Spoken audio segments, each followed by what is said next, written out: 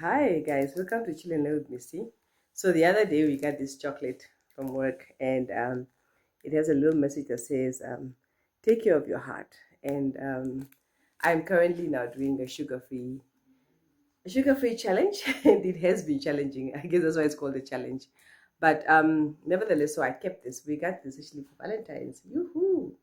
So and I've kept this, and then the other day I was packing and unpacking my things, and I went like, oh, I still have this, and it just hit me. You know, the message on this thing says, "Take care of your heart."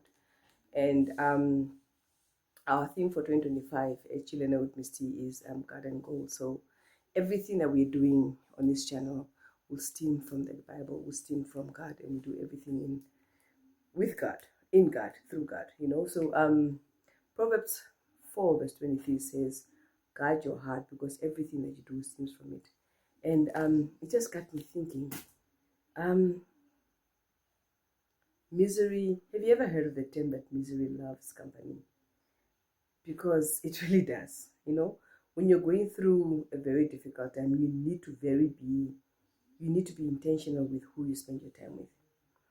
That's actually the time to cut your heart, because if you dwell in your misery, if you dwell in your dissatisfaction, whatever you're going through, let's say for example you're having an issue at work.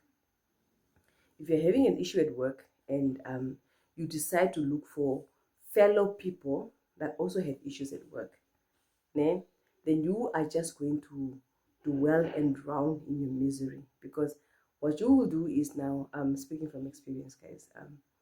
What you will do is you will then find a group of people who are dissatisfied like you are. You will meet for lunch, and if your lunch is anything between 30 minutes to 1 hour, you're going to sit together and you're going to complain, né, about how bad your work situation is. And um, God forbid you have you have a complaint about one person, but let's say you're all from different departments, né? Then this whole organization that you work for is just toxic, and everybody else is toxic, and everybody else is unfair, and everybody else is favored. And there's going to come a point in your life where you will start competing for who has who has the most unfair story to talk. Ne? When you like, you actually start observing, ne, people at work, just so that at lunchtime you actually have a story to say. Esther, did you know that, like Jackie had the audacity to not greet me this morning? At least she didn't greet you. While I was mopping the floor, she just Gabriel just walked by while I was mopping the floor. Guard your heart. Be intentional on who you spend your time with. When you're going through a situation, find people who will give you solutions, and not people who will accommodate your misery and just let your misery grow. Because there comes a point, you will come to a point where you will not see anything positive at all about your situation. Actually, and now with Missy, we're looking at holistic development. I know you guys like Helena's series on financial, but if you are not okay, if you're not doing okay spiritually, if you're not doing okay mentally, eh, all of that unokayness will then affect your finances. Because if you're not doing okay, you will then impulsively go and buy lunch, or go and buy clothes, or they call it therapy, ne? Shopping therapy. And most of the time, most of us don't have money. What do? We go and get that debt. So it's very, very important for me to actually be an advocate for holistic well-being. It's not about finances. It doesn't help if you're okay financially but you're not okay mentally. So guys, guard your heart. Be intentional who you spend your time with. If you are going through a situation, don't look for people who are most likely to lean towards your thinking. Look for people who will give you realistic to your problem, not the best solution that fits with your pre-identified solution.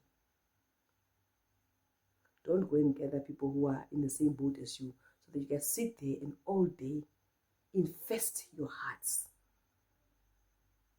We spend so much time at work, guys. Eh? Most of our hours in the day are spent at work. If you are miserable at work, you're most likely going to be miserable in your private life. Don't look for that miserable company. Look for people who will go and help you get out of there, who will look at, who will help you guard your heart. I'm speaking from experience. I've been there. It does not help. You will not be financially okay if you're not mentally okay. You will not be financially okay if you're not spiritually okay. Our biggest reference book is the Holy Bible. On Children with Misty, our biggest reference book is the Holy Bible. And it is said that if you go and buy a Toyota now and there's something wrong with it, what do you do with it? You send it back to the manufacturer. So if you are having a default in your heart, if you are having a default in your spirit, what must you do? Go back to your Creator. He knows you. He designed you for a purpose. He knows how you're supposed to function. If there's a malfunction, he knows how to fix it. Nobody else. No amount of groups during lunch and after work, and like, can you even imagine, all you do is just complain. Like, you just make yourself more miserable. You were already miserable this morning. Helena didn't greet you, whatever it is. Jackie walked by while you were mopping the floor. Now, your lunchtime, the time when you're supposed to actually just declutter your mind and relax. Now you are getting more and more angry just to see how horrible these people are. You're infesting yourself. You're not healing yourself. Gathering yourself a group of fellow, miserable, unsatisfied people is not healing. People who show you how bad your situation is on every day, on a daily, is not healing. That's not how we heal. We heal by looking at the brighter side of things. We heal by looking for the slightest beam of light during that darkest tunnel. So avoid those people. When you're going through something, avoid people who will support you in your misery. The devil wants you to actually linger longer, for you to suffer longer in your misery. That's what he wants. He's very happy.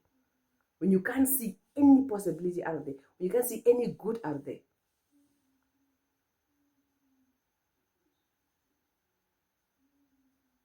When I got that chocolate, I was like, oof, I must cut my heart. But you know, people who are very unsatisfied, like, they're just giving us a $10 chocolate. It's not about the $10 chocolate. If what you saw was a $10 chocolate, then there's something wrong with you. Then you need to change your circle of friends. You need to change your circle of acquaintances. You're not in the right circle. If the whole day you leave work thinking, sure, this is the most unproductive, unfruitful place you could ever be. Remember, there was a time when you were on your knees praying to God for an opportunity, and He gave you that opportunity. God doesn't do accidents. You are there for a reason. For as long as you keep missing your lesson, you're going to continue going through the same thing over and over and over again until you learn your lesson. First thing is, change your circle of friends. Remove those miserable people. There is no perfect organization. And the worst thing that you can do for yourself is actually leave, get a new job while you're still in that mentality. You're going to take that mentality with you to the next workplace. And believe me, it's going to be a few months. And then that workplace will be toxic again. Because the toxicity is in your heart. You're carrying it everywhere you go. It's amazing how everybody else is toxic. And yet, the common denominator is you and me. We carry it everywhere we go. You need to heal where you are before you move on. And the best thing to do is don't gather yourself an army of miserable people around you. It will not help you. If that is the only thing you have in common with your work friends, or colleagues that are a little bit more better than your work friends, with your clique, whatever you call yourself, then get yourself a new clique, because that is not doing you any good. All right, guys, this is Chilling with Miss T. There is no financial wellness if there is no mental wellness, if there is no spiritual wellness. So I just think that let us take a break from the financial exercises. I'm hoping that you guys are working on your budgets, because It's almost a few weeks before payday, depending on when you get paid. The teachers, you're getting paid this week, eh? So I'm hoping that you've done your pre-salary budget column. And as for the other people who get paid month end, the 25th, you still have a week and a half or so. So please work on your budgets. Guys, just start. Just start. Yes, you're going to fail, but just start. 1% is better. Believe me, I am a living testament of that. 1% better today than yesterday is all we need.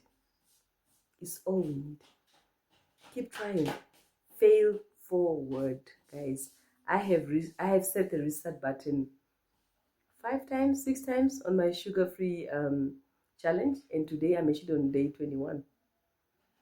It's not easy. If it was easy, everybody would do it. Self-development is not easy. Self-betterment is not easy. Being set apart is not easy. Okay, guys, so today's scripture is Proverbs 4, verse 23. Guard your heart, because everything comes from it. All right, guys, take care of yourself, and I'll see you next week. Bye-bye.